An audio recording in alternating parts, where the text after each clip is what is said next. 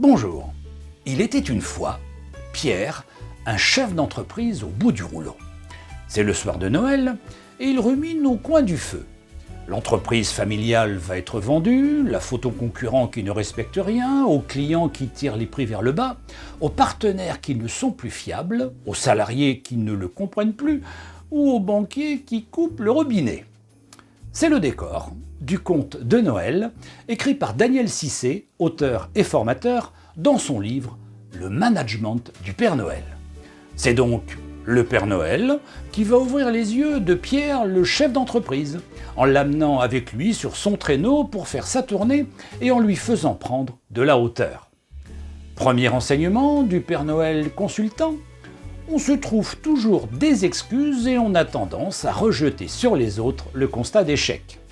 Deuxième enseignement, en voyant le Père Noël encourager avec bienveillance ses lutins en les appelant par leur prénom, Pierre s'aperçoit qu'il avait perdu le contact et le lien avec ses collaborateurs, la pierre angulaire de sa société. Autre constat, Pierre comprend qu'il n'a pas de vision à 5 ans, ni pour lui, ni pour son entreprise. « Tu as vécu au jour le jour, en courant dans tous les sens, comme un insensé !» lui assène le Père Noël qui lui rappelle que celui qui marche en regardant son nombril a toutes les chances de se prendre un mur. Et enfin, le Père Noël consultant pour l'occasion lui précise qu'en management, tout est question de vision, de valeur et d'objectifs.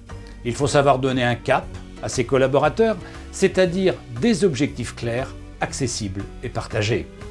Telles sont les leçons données par le Père Noël lors de sa tournée du 24 décembre à Pierre, le chef d'entreprise, qui désormais peut dire « Le Père Noël existe, je l'ai rencontré, et ce n'est pas une ordure ». À bientôt.